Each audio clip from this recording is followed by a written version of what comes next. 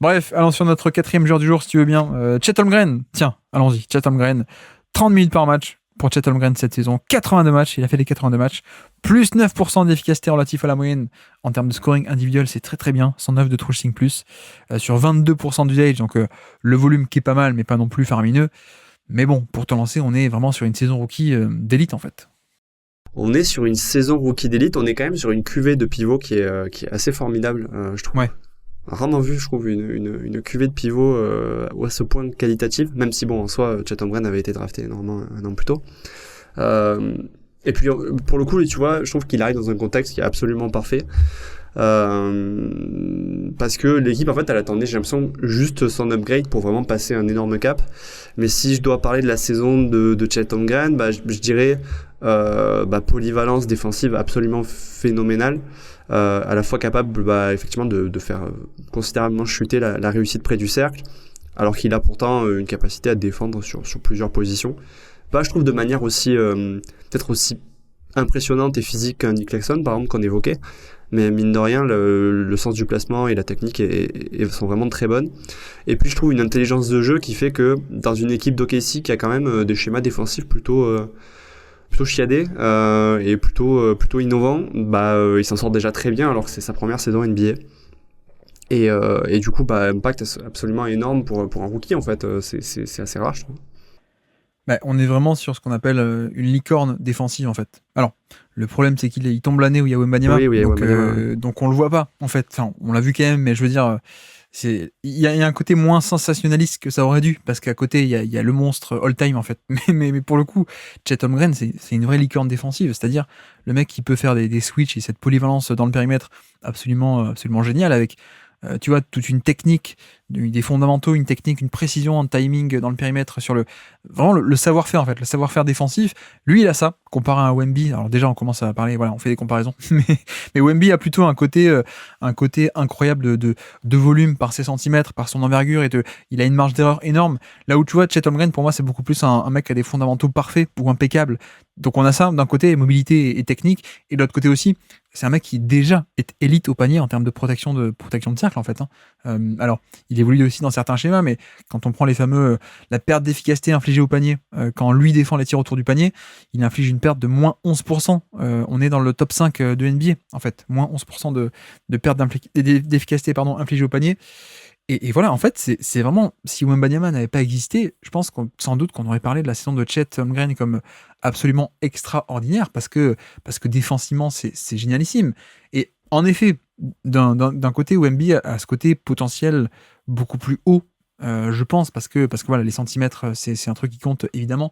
Mais avec Chet, je trouve qu'en fait, on a peut-être un plafond beaucoup moins haut, enfin, en tout cas, un peu moins haut, mais on part déjà d'un peu plus haut en termes de le plancher, le niveau minimum a été d'entrée de jeu, je trouve, assez bon, même très très bon. Et encore, là, on a parlé que de la défense, mais là où le profil a aussi énormément de valeur pour moi, c'est que il n'y a pas que la défense, en fait, justement, il y a aussi toute l'attaque qui va avec. Ah, effectivement. Alors après, sur la défense, quand même, moi, Vas-y. C'est pour ça que je pense que le contexte, là aussi, il est encore quand même assez important.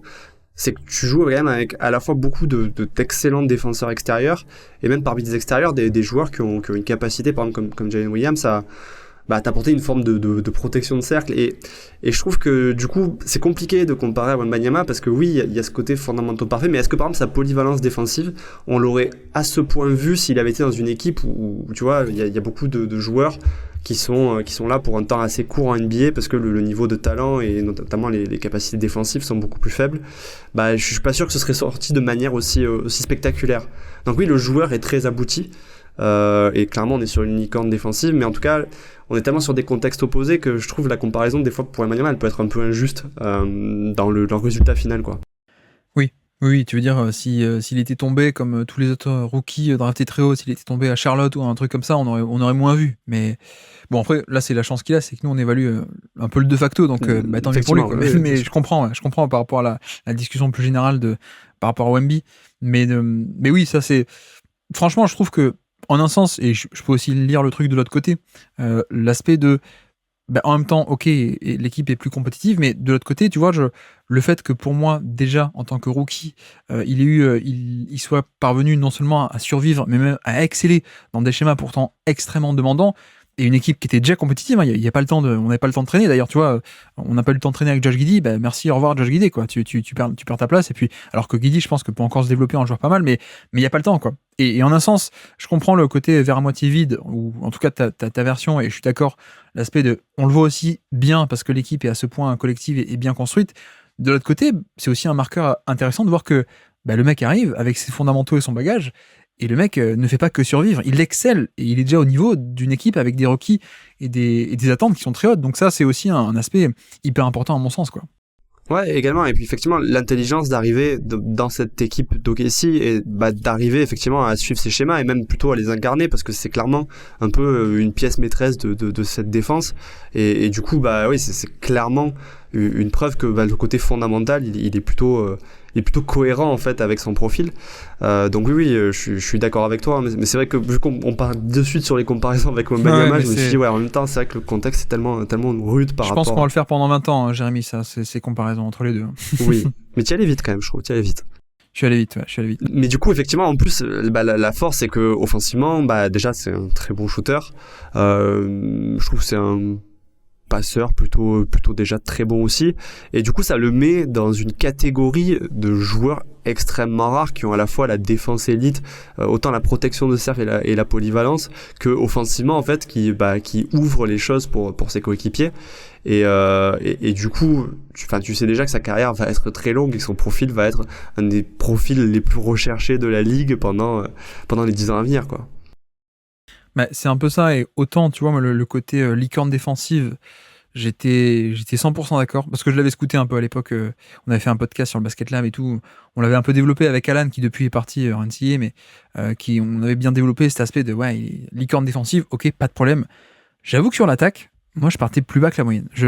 En tout cas, je trouvais que parfois il y avait un peu exagération dans le côté, tu sais, c'est le grand qui peut dribbler, et donc ça va être forcément le nouveau Giannis ou des trucs comme ça.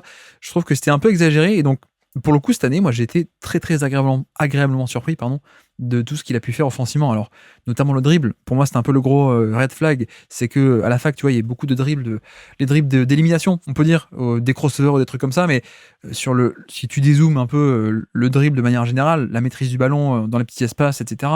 Bon, c'était pas top, quoi. C'est clairement pas top, mais parce que c'est un grand, donc il faut aussi rebondir le ballon assez haut. Et donc, c'était pas parfait. Et l'autre aspect, c'est le shoot, où j'avais pas mal de doutes parce que ok, il fait une bonne saison au shoot en NCAA, mais c'est la distance NCAA, et puis en termes de mécanique de tir, c'était pas tant que ça. Et le truc, c'est qu'en fait, il a passé un an à travailler avec le fameux gourou du shoot, hein, tu sais, le Chip England, l'ancien gourou du shoot aux Spurs, qui a construit le jump shot de tous les mecs des Spurs, Kawhi Leonard, Tony Parker, etc. Et on a vu qu'en fait, il a un peu réglé son problème, notamment en termes de pousser des jambes. On en parlait sur le podcast à la draft à l'époque. Et en fait, il a aujourd'hui un shoot, je dirais pas d'élite, mais qui clairement est viable dès sa première année. Et ça, j'avoue que je m'y attendais pas. Je m'y attendais pas à ce point, à ce qu'on ait un joueur de périmètre à ce point dangereux déjà sur le shoot. Et pour moi, ça débloque une valeur qui est immense, surtout dans ces systèmes d'OKC où Marc Gagnolt, il sait exactement quelle est la valeur de ce profil-là. Il l'utilise comme ça. Tu vois, il y a des tonnes et des tonnes de systèmes où il va être utilisé en tant que, tu vois, un système classique. Ça remonte la balle sur une aile en transition ou en semi-transition, et puis un écran dans l'autre aile pour Chet Holmgren. Pourquoi ? Parce que ça empêche de faire un stunt, ça empêche de venir boucher l'espace à l'intérieur, et on libère un tir sur l'autre aile en fait pour Holmgren, ou plein de trucs comme ça. La valeur aussi du fait que, et ça on l'a vu d'ailleurs pas mal dans les affrontements contre Wembanyama, quand j'ai Wemby qui défend sur moi, je me mets pas dans le corner, je me mets sur l'aile, et comme ça permet que Wemby soit un peu écarté du panier, Wemby ou d'autres, hein. Et donc ça en fait ça vient neutraliser ou aider à neutraliser la valeur des protecteurs de panier. Donc c'est vrai que ce côté pivot qui s'est shooté et qui s'est bien shooté, ça a fini à 37% sur plus de 4 par match. Ouais, pour le coup, ça vient vraiment magnifier, je trouve, un profil défensif déjà qui en soi était génial. Mais si en plus c'est un mec qui peut shooter, ouais, je pense qu'on a vraiment affaire à un mec qui apporte beaucoup, beaucoup de valeur de par la rareté et de par l'importance de ce profil qui, en fait, voilà, c'est la valeur structurelle de un pivot défensif qui s'est shooté. Donc, c'est-à-dire qu'il rassemble à lui seul les deux qualités. T'as pas besoin d'avoir lui et à côté de lui de mettre un shooter, ou t'as pas besoin d'avoir lui qui shoot et à côté un défenseur. En fait, il fait les deux à la fois, et ce qui permet d'avoir à la fois une bonne défense, mais aussi un five-out quasi parfait, en fait. Ouais, et puis du coup, t'as ce côté où effectivement, il arrive à aligner tous les éléments dès sa première saison. Ce qui, j'imagine, dans la construction de l'équipe est extrêmement rassurant parce qu'il n'y a même pas d'angle mort dans lequel tu te dis, bon, ok, peut-être qu'il va pas développer ça et que ça va peut-être réduire la valeur de son profil. Non, dès la première saison, en fait, il a validé les principaux éléments que tu attends d'un pivot aujourd'hui. Et de fait, bah ouais, sa valeur structurelle dans une équipe fait que, bah, OKC, d'un coup, est passé d'une équipe qui jouait les playoffs à une équipe qui joue le titre, quoi. Ouais, et puis tu vois, tu parlais du passing aussi. C'est vrai que moi, je trouve qu'on a déjà un mec qui est capable de faire des actions en sortie de dribble. Alors, en pick and roll, tu sais, je pose l'écran et puis ensuite je reçois la balle et je fais l'extra pass depuis le pick and roll. Ou alors j'attaque les close-out aussi. Ça, c'est un truc hyper important. C'est que comme il y a cette menace de shoot, donc les mecs vont se jeter sur les close-out, il est capable d'entamer le dribble et d'attaquer en fait. Donc ça, c'est hyper important. Et le passing aussi. C'est pas un passeur qui va apporter une énorme plus-value de création pure, mais c'est le mec qui peut te fluidifier le jeu, qui fait toujours la bonne passe, la bonne action, plutôt bonne vision, etc. Donc c'est pas de la création pure, mais c'est un mec qui t'aide, qui aide à ce que l'attaque fonctionne. En tout cas, il va pas l'handicaper du tout. Ça, on est d'accord là-dessus, de point de vue de son passing. Après, peut-être que là où on peut retenir un peu des bémols, peut-être, c'est le fait que, bon, un chiffre un peu qui résume un peu son profil, on est à quasiment 75% panier assisté. Donc on est 3/4 de son jeu, c'est de la finition pure. Bon, c'est vrai que quand on va comparer avec d'autres, et pas que Wembanyama, mais on est vraiment sur l'aspect, sur le profil de, ok, le pivot défensif qui shoot, mais pas plus que ça en termes de vraie création pure. On va pas même pas aller titiller ce que fait Anthony Davis ou des mecs comme ça, évidemment. On est d'accord. Mais en même temps, c'est vrai que du coup, le contexte d'équipe très avancé fait que aussi, de toute façon, tu n'as pas envie d'essayer parce que tu as tellement d'autres personnes qui peuvent apporter cette forme de création, etc. Que oui, en fait, tu as envie de le voir comme un finisseur. Et ça veut pas dire qu'en fait, dans quelques années, avec l'évolution de l'équipe, tu vas pas lui donner un rôle plus grand et qu'il va pas être capable de le remplir, quoi. Parce que là, du coup, il a déjà aligné tellement de choses que maintenant, le reste, c'est du plus, quoi.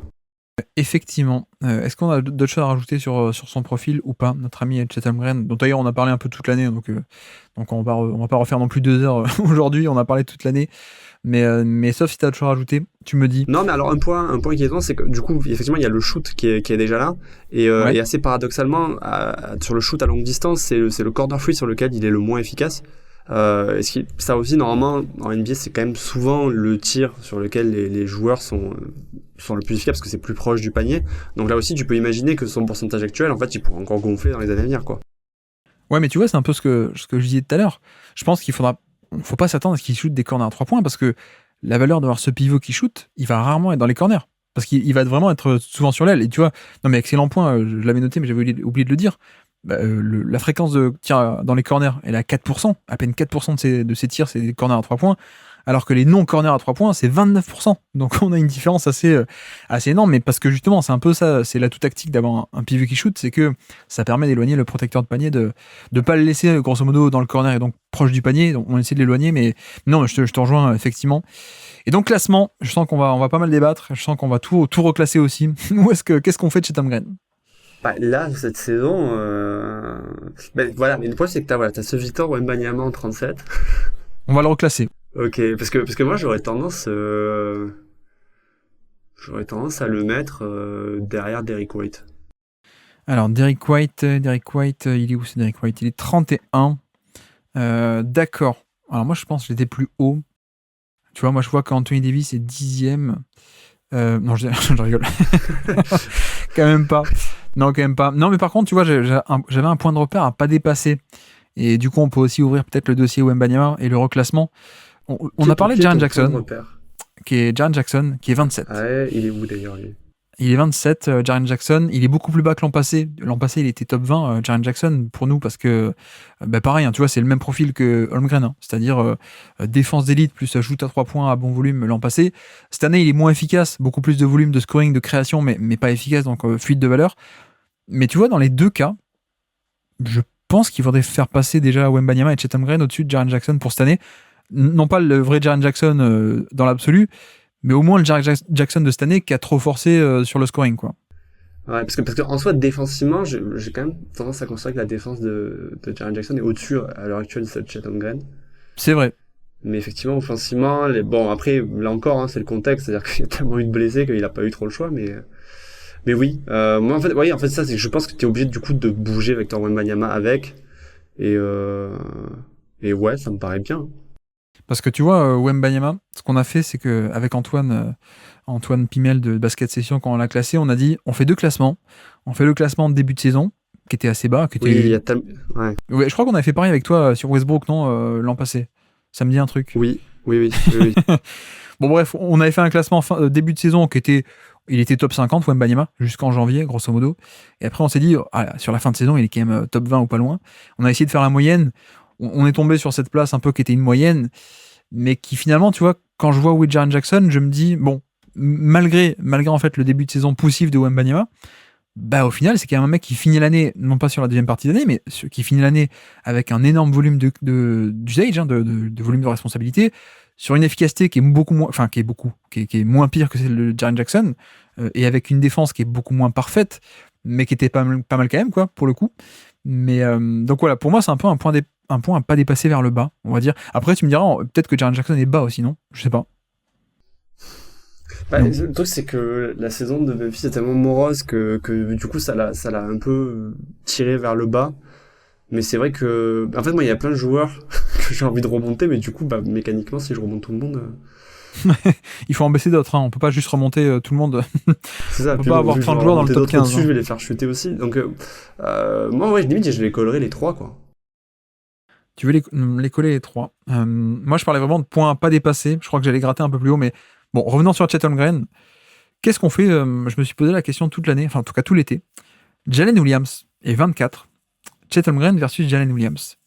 Est-ce qu'on préfère le pivot qui shoot et donc répercussions dans le jeu qui sont assez énormes? Assez largement, ouais. Tu préfères Chet Holmgren? Oui, je trouve que le profil est beaucoup plus précieux et rare, quoi. Ça me va aussi. Je pense aussi. Donc on continue à gratter, on continue à monter jusqu'où on va. Tu vois, pareil, Draymond Green, il fait pas une bonne saison, ça me va de le mettre au-dessus aussi par rapport à Draymond Green. Moi, ce que je me disais, je regardais Draymond Green, je regardais Domantas Sabonis. Ouais, clairement, bon, après il y a des mandats en dessous. J'ai pas envie de dépasser Zion. Je comprends. Moi, ma limite, c'était Rudy Gobert. Je pense. Quoique, non, je pense qu'il ne faut pas dépasser Gobert, mais je te rejoins, ok. Prenons Zion comme point haut, et donc on mettrait Chet par là, alors. Zion, ouais, et alors, le clou du spectacle. Comment on classe Wemby par rapport à Chet, alors? En fait, sa saison est plus spectaculaire, mais du coup, comme tu disais aussi, le joueur paraît moins fini. Enfin, il était moins fini au début d'année. C'est ça la version finale, elle est tellement incroyable. Parce qu'en fait, la version finale, est-ce qu'elle va pas chercher... Parce qu'elle va pas chercher Bam Adebayo, quoi, tu vois. Ah bah, la version du dernier mois, oui. Pour moi, clairement. Elle est au-dessus des Adebayo. Vers Anthony Davis, en fait. Je pense qu'elle est en dessous de Devin Booker, peut-être. C'est ça. Donc, top 12. Devant Jimmy Butler. Ouais. Mais tu vois, sur l'exercice d'aujourd'hui, le côté, on fait un peu toute l'année. Tu es obligé de prendre en compte la saison, ouais. Je suis tenté de mettre Chet Holmgren au-dessus sur l'année parce que la défense a été impeccable dès le début, ce qui n'est pas le cas de Wembanyama qui a pu avoir des flashs un peu tout le temps, mais beaucoup d'imprécisions, comme on peut le voir actuellement, on le fait sur YouTube petit à petit, les décryptages. Mais tu vois, de l'autre côté, je peux aussi comprendre l'argument de certains qui nous diraient, finalement, tu vois, il finit quand même l'année avec 30% d'usage, Wembanyama, alors efficacité pas parfaite, mais il y a de la création, alors que de l'autre côté, Chet Holmgren, c'est que un finisseur. Je peux entendre aussi, mais j'accorde à ce point d'importance à la défense et surtout au shoot, en fait, au shoot à 3 points. Et Wemby, il met des pull-ups, mais Wemby n'apporte pas tant que ça de spacing, paradoxalement. Là où Chet Holmgren, le spacing était là pour de vrai. Ce que j'appelle spacing, c'est en gros, en fait, Wemby prend des pull-ups, mais en tant que menace off-ball, il n'était pas trop respecté, en fait. Il n'était pas très bon du tout en catch and shoot, donc il n'était pas respecté. Alors que Chet avait cette vraie valeur d'arriver à éloigner les mecs du panier, notamment les protecteurs de panier adverse. Donc, je serais tenté de faire Zion, puis Chet, puis Wemby, puis Draymond, tu vois. Ouais, en vrai, moi ça me va. C'est peut-être un peu injuste parce que dans le fond, encore une fois, il y a ce truc de contexte qui fait que pour Wembanyama c'était beaucoup plus dur, mais en soi, j'ai aussi dit complètement l'inverse sur Nick Claxton. À un moment donné, t'es aussi obligé de pénaliser le fait que c'est des choses qui manquent à ton jeu, elles manquent à ton jeu. Donc allez, partons là-dessus. Je te laisse mettre de cette décision. C'est moi qui vais me prendre les commentaires YouTube pour le coup. Non, mais faisons comme ça. Pour l'instant, ça pourrait être amené à être renégocié comme vous venez de le voir. Wembanyama a été renégocié. Ok, faisons comme ça. Ça me va. En plus, on est un peu légèrement au-dessus de Jalen Williams. Ça me va aussi par rapport à Chet, peut-être. Donc, ok, faisons ça. Et donc, petit quiz pour finir. Action très marquante, très très marquante. Nous sommes le 19 novembre 2023. C'est plus facile, tu vas voir. C'est le fameux buzzer beater en fadeaway, là. Tiens, en fadeaway de buzzer beater à 3 points de Chet Holmgren pour égaliser contre les Warriors. Je sais pas si tu te souviens de ce buzzer beater. C'est le moment où là il était officiellement rookie de l'année, à ce moment-là. C'est un peu ça. Moi, j'avais tweeté un truc du genre, j'ose pas le dire parce qu'on est français, mais voilà, vous avez compris qu'est-ce que j'ai en tête. Mais donc, qui est sur le terrain au moment de ce buzzer beater un peu fou de Chet Holmgren? Alors, il y a Shai, hein, vu qu'on est sur la fin de match. Il y a Jalen Williams. Oui. Il y a Lou Dort. Lou Dort n'est pas sur le terrain. Il est remplacé par un shooter, hein, tant qu'à faire sur la dernière possession. Le shooter.